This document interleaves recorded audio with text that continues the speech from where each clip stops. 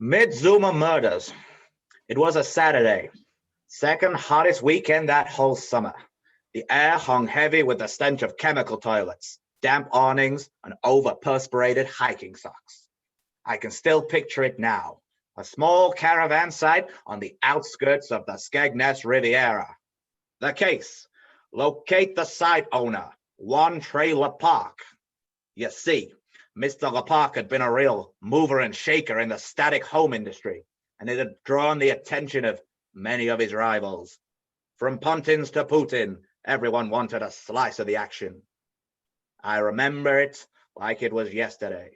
As I approached the caravan site, I hedged my bets, making my way over to the on-site entertainment facility, a shady little dive called the Calagas Club, in search of leads on LaParkè's sudden disappearance.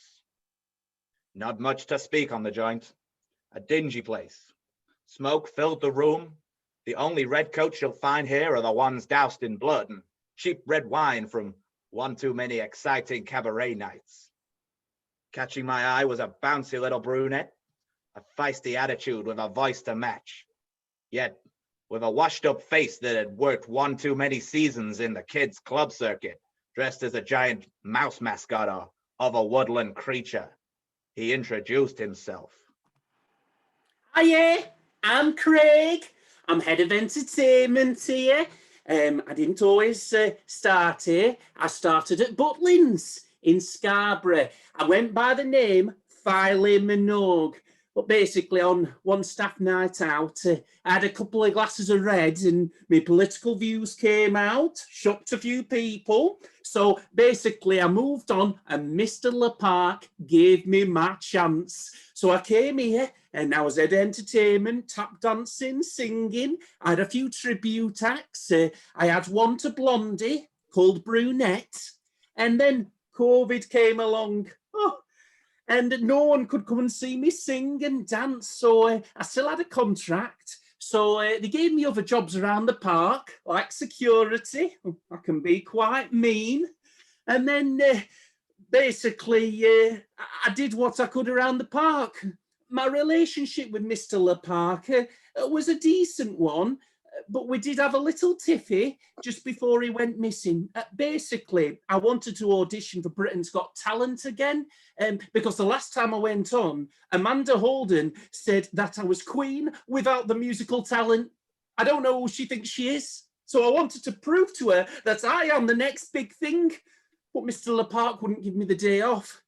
But still, I hope that he comes back all right. An unlikely story. Oh boy, he couldn't half guess. I hot-footed it out of there, quicker than a cat on a hot tin mouse. The weather was swell, so I snooped around the site, taking some air and heading towards the sound of playing children in the not-too-distant distance. It's here where I met the lovely Miss Summer Day, a dame as bright and warm as her name would have you believe. Well, hello, dear. My name is Summer Day, and, well, let me tell you, there's nothing I like more than a good holiday. So after last year's holiday, I went straight home and booked another one using the money we were supposed to use as that month's rent. But don't tell my husband, Ronnie. So, well, I had done my research on this lovely caravan site, but upon arrival, I had to bring up the fact that Mr. LaParkè had been spreading a few little white lies about the area because it looked nothing like the pictures I saw. So I had to give him a bit of a talking to because the penalty of ruining my summer holiday is death. I'm kidding. So I think after that, Mr. LaParkè might have had it out for me, you see, because, well, let me tell you, a little incident happened when my little boy ended up, well, he had too many peanut butter and jelly sandwiches and ended up throwing it all back up in the play area. You know what, kids do that. But he came up to me and threatened to ban him from playing there ever again. And, you know, that was the last I saw of him. But I just couldn't let that slide because, you know how protective mothers get of their kids. So The doll had given me everything she could. It was time to move on. I proceeded back to the Winnebago, but I was caught off guard by the cleaning enforcement. The stern Miss Hoover. Oh boy, the broad gave me the heebie-jeebies. This was not a woman to be trifled with. She could dust you up and toss you aside like a discarded dehydrated camping meal. I caught her in the middle of the act, vacuum cleaning piles of sick out the bottom of the ball pool. Hi, I'm Miss Hoover and I'm the cleaner on the site. Now I clean the toilets, the bathrooms, the showers, and of course the caravans. And I use my lovely, lovely spray to do it with. Unfortunately, earlier we had an incident where a child was sick in the children's play area. Unfortunately, I myself had to clean it up, and I do not like sick. No. Mr. LaParkè, where to begin? Well, we know each other. We say hello, acknowledge each other. But you see, I clean his caravan as well, and I do it spick and span, so there's no dirt at all. But when I come back to do it next time, it's always dirty. And for one thing first, I cannot stand dirt. There was no dirt on her, so I carried on snooping. Being peckish, I took a wander into town. It was here I met the boss of the local fish and chip racket, a Mr. Cod Scales, a man of high standing in the community, a provider of knowledge, opportunity, and peas, beans, or curry sauce, depending on your fancy. I don't know about the fish, but the guy certainly had beef. Hod's the name. And if you want scales, well, I'm your man. Me and my sister Tuna, we ran this place for a good number of years, and it was all right. Then the holiday park came up and the business boomed.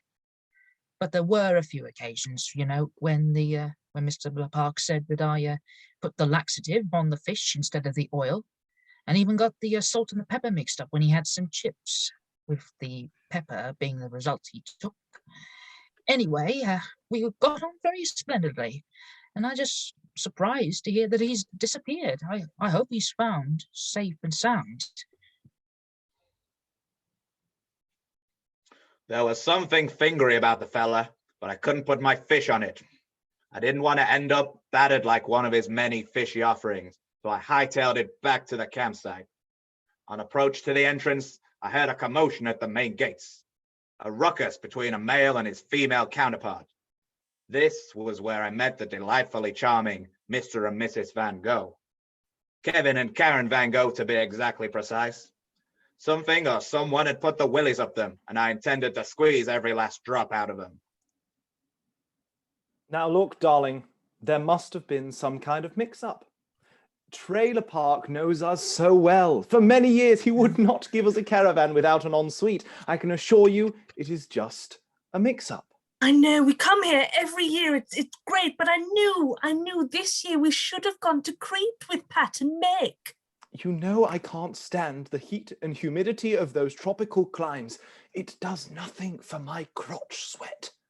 You know, when your hair goes all frizzy, but we know that Tray looks after us here. I know that, but I just prefer it if we went somewhere else next year. Look, darling, we know the area around here. We know the people. I tell you what, let's go back to the caravan. We'll sort this out in the morning. Let's go back for a nice bottle of Pinot Grigio. About the wine, Kevin. I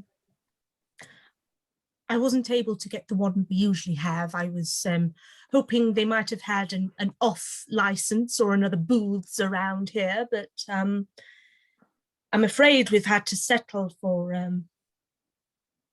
the boxed Shiraz. The boxed Shiraz. How long have we been married, Karen? 25 years. Far too long. We have never sipped from a box of wine before. The only time I can remember is June 21st, 2012. You and Tray LaParkè, that fateful evening. I didn't even think about it, Kevin. I'm sorry. It was only one time. I can't believe mean anything. I can't believe you'd bring it up. You know, I'm going back to the caravan. I don't care where you stay, but you're not coming back with me. Talk about being trapped in an unhappy marriage. And then it hit me. I was wasting my time. They were obviously swingers, and I was having none of it. It was time to take a cold shower and consolidate my thoughts on the case. Taking both a brown and pink spoon, I entered the shower block complex. The gaff smelt like an unhealthy mixture of radon and Radox body scrub. With Norman bated breath, I pulled back the shower curtain, only to reveal the remains of Mr. Tray LaParkè, his cold, dead eyes gazing through the moldy shower curtain, an imperial lever rammed between his jowls.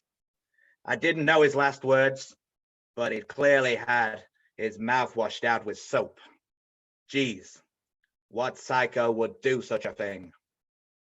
So, who had the motive? Who had the means? And who had the opportunity to clean up Mr. LaParkè's act? Don't forget to comment who done it in the comment section below. Tune in next time, detectives. Guidelines over and out.